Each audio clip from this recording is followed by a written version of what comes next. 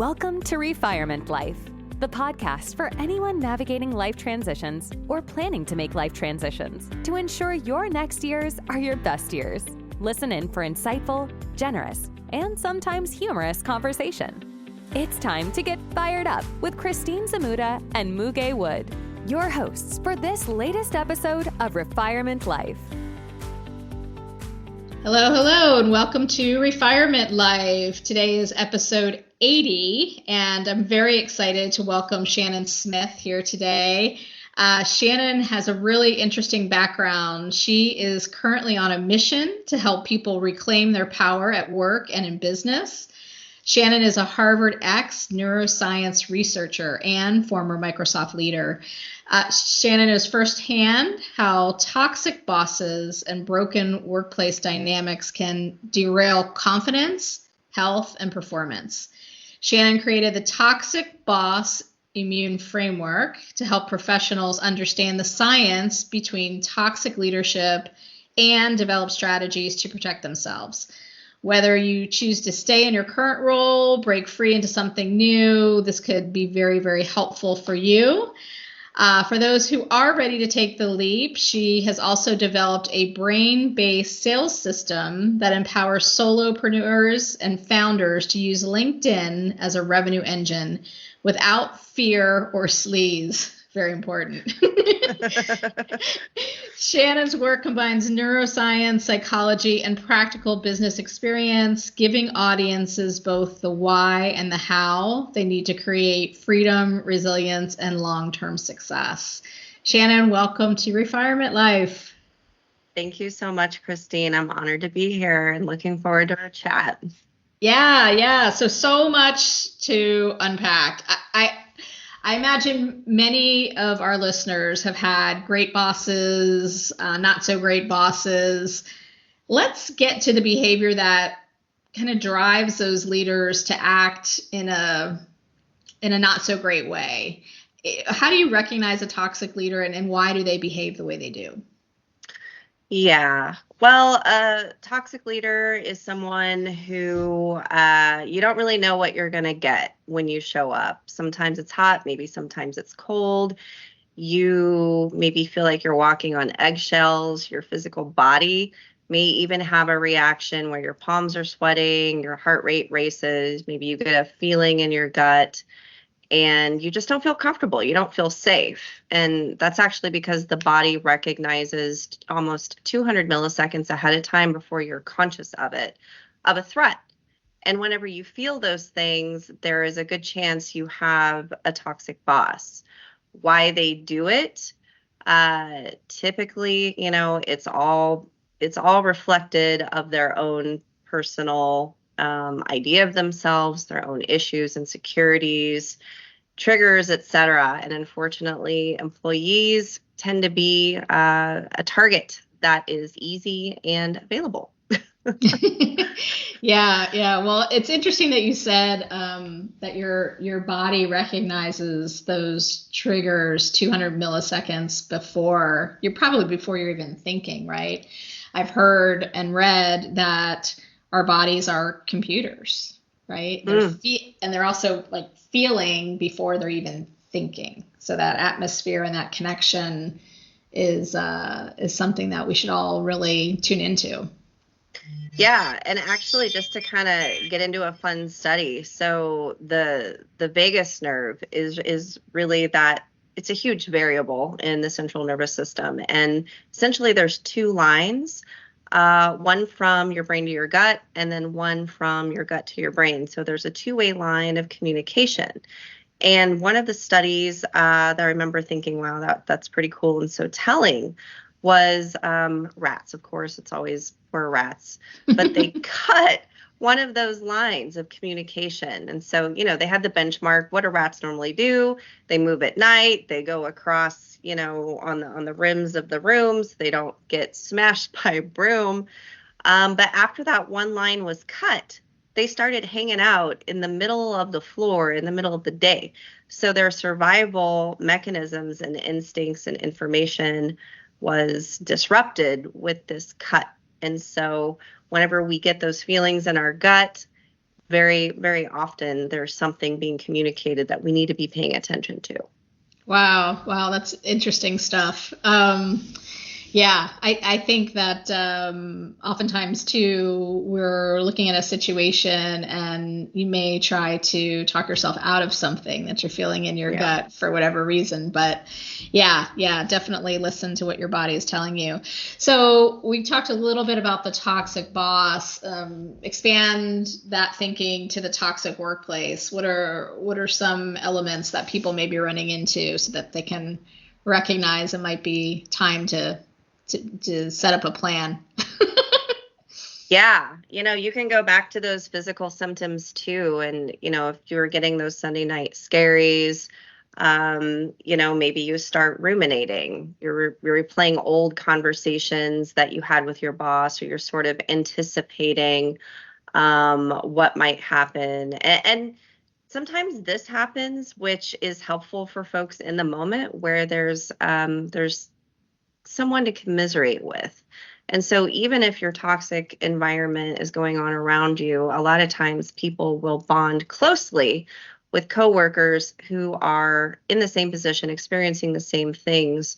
And, it builds a bond. It's kind of like whenever you're, in the trenches with someone, bonds can form very quickly. So there's actually some positive maybe to this toxic situation and environment if you are able to commiserate with a group of people. Yeah. Misery loves company. Yeah, that too. Yeah. So we have the toxic boss. You're kind of recognizing that you're in a situation where you may not be able to really do your best work, or if you do, it's a real struggle. What can someone do to immunize themselves against this workplace? Well, I guess maybe even before we go there, just to maybe walk through a little bit of what's happening with the person who's sort of under attack mode from the toxic boss. So we've probably all heard of the amygdala. It's the fight, flight, freeze, or fawn that is going to be activated. And so that's when, your physical symptoms start with the palm sweating or the stomach being upset. You might start rambling. You may not really be saying intelligent things at this point, because if your amygdala is active, then your prefrontal cortex isn't able to be online and really doing its best work. I talked a little bit about rumination earlier. It's like your memory coming into play, the hippocampus, just obsessively replaying. You have your best comebacks in the shower. Whatever the threat is gone. And that applies to toxic bosses too. I mean, there's a lot of parts of the brain that are active whenever you're under threat. The insula, your hippocampus, your hypothalamus, your vagus nerve, your sympathetic system. So it's like so many of your systems are online trying to give you information to ultimately keep you safe. Yeah. So you get that system overload when you're in the moment and stepping away from it. That's when you have some clarity and can kind of sort through some of those thoughts and maybe next steps for yourself.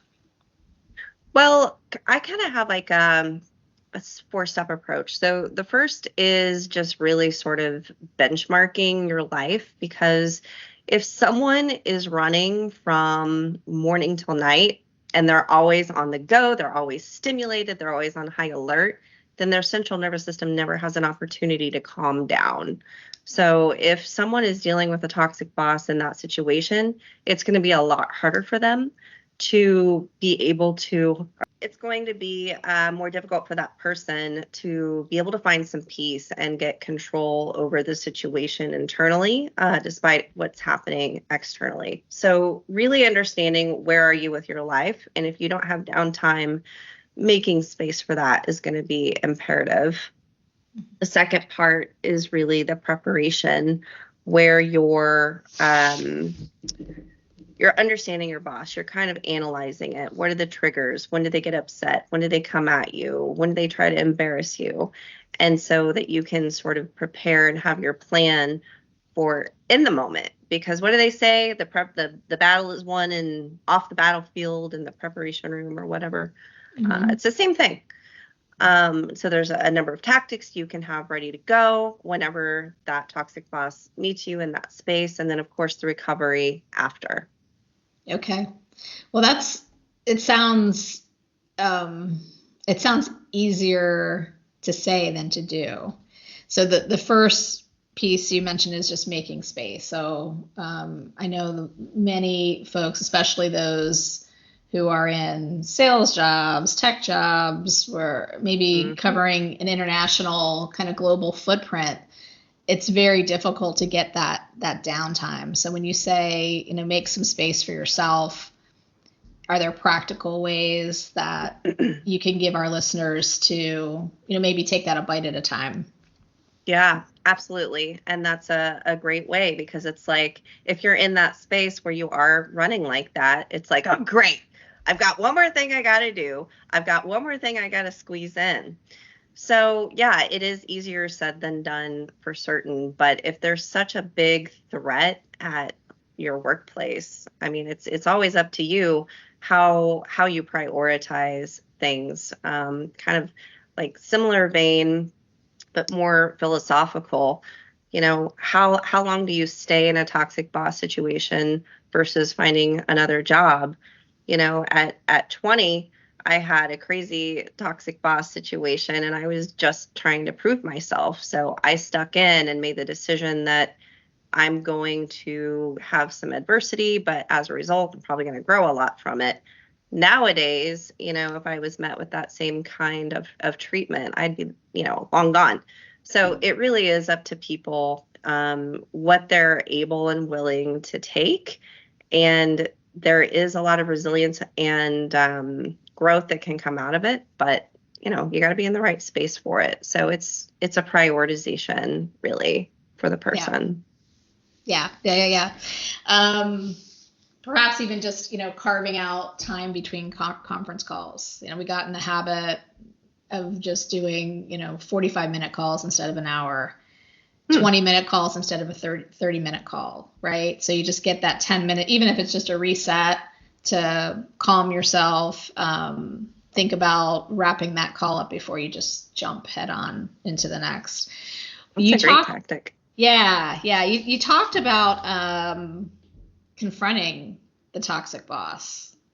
Are there strategies like that you've seen that have worked? Because I would imagine that would be a pretty difficult situation, particularly if you're in front of colleagues, in front of just just uncomfortable already, and what's going to happen. It sounds like from the picture we just painted. So are there things that you would advise people to do to both prepare and then execute conversations? Well, and it's less of confrontation. What I really do is help people, truly immunize themselves from the toxic boss. And so that doesn't necessarily mean that it's an inviting a confrontation. It's really just how to, keep them safe, regulated, grounded whenever this happens. So for instance, in that preparation, that's really trying to predict some behavior or identify the triggers and have the tactics ready to go. And so when it's go time, then things that I help people with is activating, like whenever they start, going in on you and unloading, activate your peripheral vision, because what that does is it sort of softens your gaze. It lowers the amygdala activation because you are you're undoing the threat mode that is happening because you are not so focused on the thing that is in front of you. The observer technique, this one, it's talked about a lot and in a lot of research as well, where if you can get some emotional distance between you and the whole situation, you're going to be able to respond a lot better versus react. And so that's really trying to disconnect a little bit and looking at the room, maybe even from, 10 feet back, and understanding, okay, this boss is responding because they have a deadline. It's high visibility. They're not prepared, blah, blah, blah. This is not about me. And so, those kind of small things can make a big difference in the moment. Mm-hmm. Yeah, makes sense. That makes a lot of sense. Yeah, so I guess that really gets back to it's almost like the Mel Robbins theory that's out there right now is it's let them react, let things happen, and the way that you choose to show up can very much alter the situation. Yeah. And actually, it's kind of funny because there's some quantum physics, and I don't know that Mel Robbins thing, but there's some quantum physics studies out there that specifically says that as soon as the observer is the observer, just to that point, it is altering what is happening. And so you have a lot of control. Well, you have a lot of influence. You have a lot of impact. Just because you are there and you are a variable. Cool. That's very cool. Yeah. Great. So you were curious enough to take courses under the Harvard X program and learned a lot about neuroscience, some of which we're talking about right now. How can we use that in a way to, both optimize our own performance as well as deal with uncertainty in the workplace? Sure. Well, I guess, is it okay if I just share my little story? Sure. Okay. Because the Harvard X was kind of secondary, but basically just to kind of give you an idea of where I was when all of this came about. I'd been in sales a long time. I'd been in behavior change for a long time. And at the time, I had my own consulting firm, and the pandemic just happened. And my partner and I had just bought a 65-foot old seiner boat that needed a lot of work and was constantly breaking down. And unfortunately, during the pandemic, the one who was supposed to be managing all these systems that I didn't want to learn or touch or have anything to do with was out of state.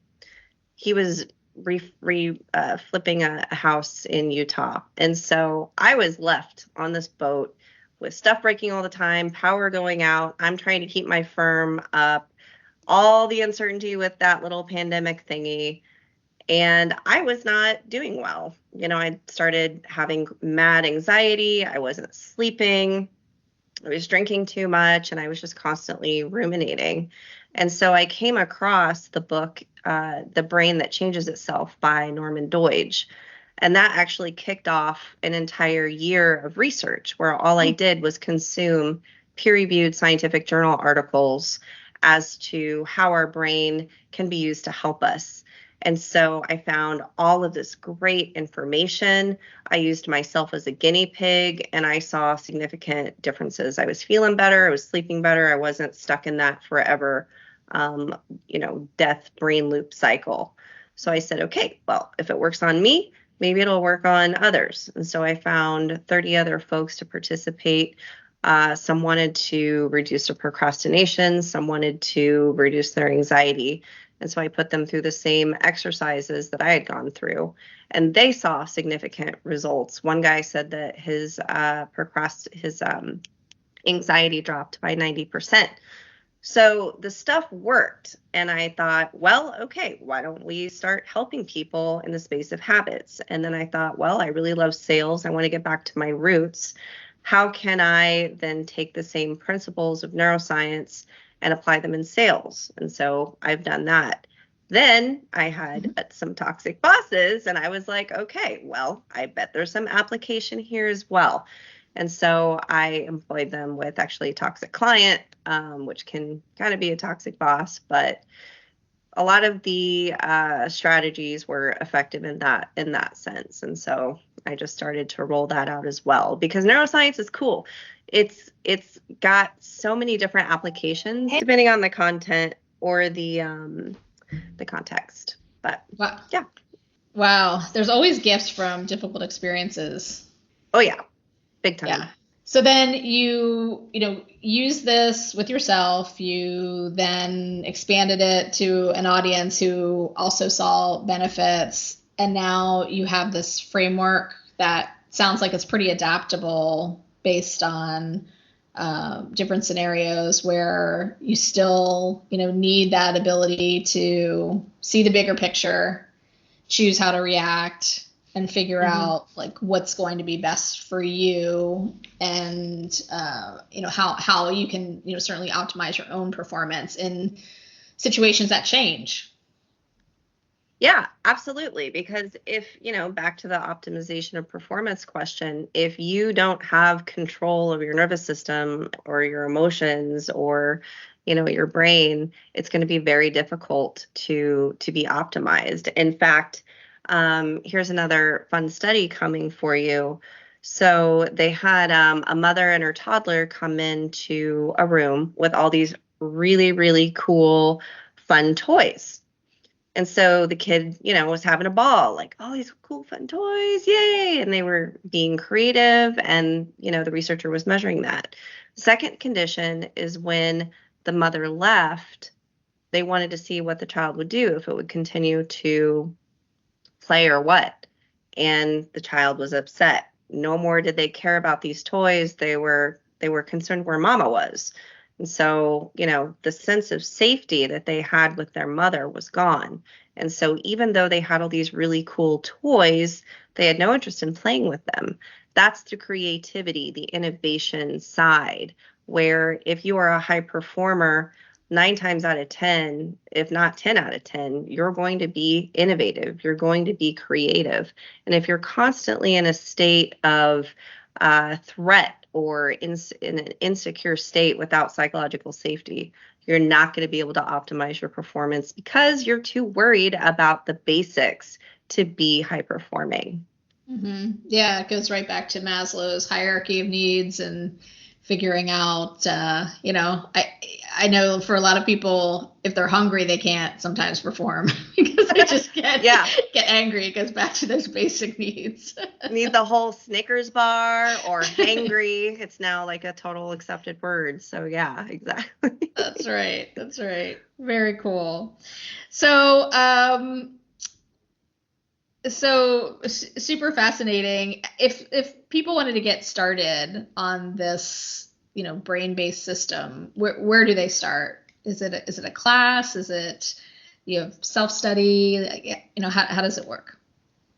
Yeah. Well, I am actually building a self-study. I've got some other things in the fire, but I just kind of want to put this out there for people so that they can go through it on their own time as they needed it, like a just-in-time kind of thing. Mm-hmm. And so, yeah, it's being built now. Keep looking for it on LinkedIn. I'll definitely be posting about it when it's ready. Fantastic. And then if someone just, can't wait for the class, can they set up an appointment, talk with you, do a little one-on-one counseling, coaching? Would that be something that you'd be interested in doing, or do you like the one-to-many or one-to-few kind of groups? Well, really, I'm happy to help people, so they can come to my DMs and I'll send them some resources, but I'm really more focused on some other things. Like I've got the neuroscience and sales coaching that's hot and heavy right now. I also just launched a agentic AI model that uncovers the truth gap with your sales reps. It's called salessage.co. So it's just that there's only 24 hours in a day. If there were more hours, I would say yes. But I mean, if you've got a really bad issue or concern, come to me. We'll figure something out. But yeah, that's why I'm creating that self-serve thing, because I don't have enough time to do all the things. Completely understand. So sales sage. Let's talk a bit about that. So you're using a lot of your enterprise selling background, neuroscience. It looks like sentiment analysis to understand where deals may be progressing or not progressing. Tell us more. Yeah, I mean, essentially, especially if you're like a regional vice president or you're managing multiple regions or areas, you just don't have the ability to have those deep conversations with each and every sales rep. In an ideal world, it's business, right? Like I was saying, there's only so many hours in the day. And so what this is it's a way for folks in that position to target where they're going to be spending their time. And so through a conversation with the agent, we are able to pull that information, puts it in a super snazzy dashboard to where it's really easy to hone in on who's doing really great, who really needs help, an intervention, coaching, like figuring out what's going on with the sales rep before it hits the number. Okay. So are you using AI agents, or are you using, when you use the term agent, are you talking about just the sales rep as an agent? No, it's an AI agent. Okay. It's an AI agent for the non-AI agent. Okay. So how, like, that the process of setting that up, I imagine the information is only, and the experience is only as good as what's being put into the tool. What is that onboarding process like? Yeah, it's actually super easy. It takes 2 minutes to sign up. And so the sales manager or sales leader is the one that has access to the dashboard. Enter in your team, send a check-in. A nice email goes to your sales rep. It takes 10 minutes for them to talk to the agent, and then the information goes back to the leader's dashboard. The rep doesn't see any of the results. It just all goes to the leaders. So it's just like having a conversation with someone. If I were to, kind of hint like, oh, I'm working 80 hours a week, then it will understand that is not normal or healthy, and be like, tell me why you're working 80 hours a week. So it's really just a way to get to the meat of things before it impacts business in a way that's nice, and like not a survey, and it's not like HR or somebody coming in, it's just a way that's more objective, more, there's another word I'm looking for, like Switzerland. Mm-hmm. Neutral. Yeah, neutral. Interesting. Yeah. And I would imagine like huge benefits from leader side, because you're being able to scale conversations across your team. Likely, I'm just envisioning, finding trends, maybe uncovering things you wouldn't. How do you position the benefits for the individual? Because I would imagine there's some people will just jump in, early adopters of technology, saying, oh, this is cool, and others should be a little bit, have some interpretation. Yeah, I mean, that's kind of like that change curve. Mm-hmm. There's always, like you said, the adopters who are in, and then the people who resist. And I mean, I think it was like 7% of the population, no matter what you do, how many interventions you send, how many times you talk to them in all different ways, they ain't just going to do it. So yeah, I think whenever, and with any tool or any, technology, process, system, whatever, there's an adoption piece to it that should not be forgotten. So very, very good that you brought that up. Yeah. We actually had another former Microsoft exec on 2 podcasts ago, and she was talking about that very notion of like getting people to use and adapt change, and really understanding what people are losing as Mm-hmm. they adopt this change, and drilling down on that, so that you both understand what might be holding people back. Certainly there's potential business impact of that. Sometimes details are just overlooked, right? But getting closer to what the fear is helps, just helps that adoption curve move more quickly once you have the conversation and acknowledge it. Absolutely. And really getting in the WIFM, like you were saying earlier, what's really the WIFM for the rep. Mm-hmm. And then also nowadays, sound like I'm 80 when I say this, nowadays, there's so many new tools, new technology, like kind of making a case for not doing this, but people get change fatigue. So, I mean, there's just like a myriad of variables to consider. But yeah, if we can, I've done that in a former life, so I can certainly the adoption package is a part of the whole system. So yeah. And what are some of your customers finding? Like, what are some of the maybe surprises or huge benefits of using this agent AI system? We just rolled it out. So we've got about 15 people or organizations, and they're now testing it. So we're baby brand new. Very fun. Well, cool. I could see how it could definitely be beneficial, and I wish you luck on it. I'm eager to hear more as you learn more about how it's being received and what people like about it. Yeah. The other cool thing that we're planning, like on the roadmap, like we have a very cool roadmap planned, but one thing I'm excited about, because I'm a big data nerd, is that we'll be able to have benchmarks, and people always love the benchmarks. Like, okay, our score is 8, but how are we doing in comparison to our peers? So looking forward to being able to give that data eventually as well. Very nice. Yeah. I can foresee maturity models and yeah, all kinds of fun things. Very cool. Well, how exciting. I mean, you've had this very successful career in corporate America, and now have your hands in a number of different startups, including salessage.co. yeah. And also doing so much on LinkedIn to educate people on how they can do their best work and survive toxic environments, survive and thrive beyond that. As we wind down, is there anything that we haven't touched on that you'd like to leave our listeners with?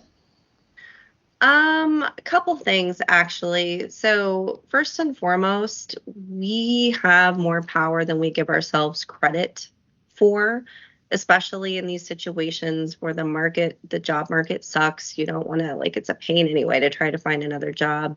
But there's a lot of power that we have within ourselves if we only know how to use it, have that awareness, and be able to apply it, which is like the crux of all knowledge, right? It's like trivia versus application, it's knowledge versus wisdom. So we really do have a lot more power within us than we may believe. The second thing, and you're probably gonna I also have a passion for connection. I think today we have so much technology, we have so many distractions, we're always stimulated. And so I've heard a lot of people out there just feel disconnected. And so I'm going to do that too. I'm going to create some kind of program to help people not feel so lonely in a world surrounded by people. That's just super baby, zygote new, but yeah. So that is something I'm very passionate about. That's awesome. I feel the same way. I feel that being able to connect, continue to learn, no matter where you are in your career, in your post-career life, like making the best of all we have and learning from each other is so energizing. We also have a community, and it's under the Magnet Labs brand. It's an insight circle. You can find it under our website. Would love to see you there, Shannon. Yeah. And what we have been doing is every Friday we'll do these 30-minute insight labs, which is a neuro-based skill experience. And we connect people with each other, and we learn as much as the participants do each time. It's super fun. And I see the value in it. We've been doing it for a few months now. Going to continue to do it for the rest of the year. And people are craving connection. People are burned out by Zoom. And the other thing for people who are still in the workforce, like exposing and connecting people to a network beyond their workplace is so important. There's so much value there. Yes. And I think now too, people are just to a point where they are starting to search for that. Like, it's like there's something sort of missing, but they don't know what it is, because technically we are the most connected we've ever been, but yet we're not. Yeah. And it's got to be substantive, right? It's got to be meaningful connection, not just 1,000 people on a Zoom call. For sure. Well, this has been such a pleasure. I love what you're doing. I love everything that's, based in neuroscience that actually helps individuals take, as you I think aptly said, take your power back, right? And we do have more capabilities than sometimes we give ourselves credit for, and being aware of those and putting them to use can make a difference in your everyday life in a really big way. So keep doing what you're doing. I can't wait to continue to follow you and see what happens next with your venture, salessage.co. And just want to thank you so much, Shannon, for being on the podcast today. Yeah, thank you for having me. Love the conversation. Great. So we will put links in the show notes, but brainhacksbyshannon.com, salessage.co, and of course, connect with Shannon on LinkedIn. Shannon shares a lot of great information there and is very, very active on the platform. So thanks so much. Yes, you're a leader for sure. So again, appreciate you sharing so much of your talents with the group today. Thanks, Shannon. Thank you so much. Thank you for listening. Our hope is to spark a little joy, inspire, and educate our listeners in ways to live an even more meaningful life. If you have reactions to share from what you've heard, please visit our website, refirement.life, to leave a voice message. You may even be featured in a future episode. To keep in touch, subscribe to our podcast, Refirement Life, using the podcast player of your choice. Always remember, you are never too old to set a new goal or to dream a new dream. Thanks again for joining us on this episode. Until next time.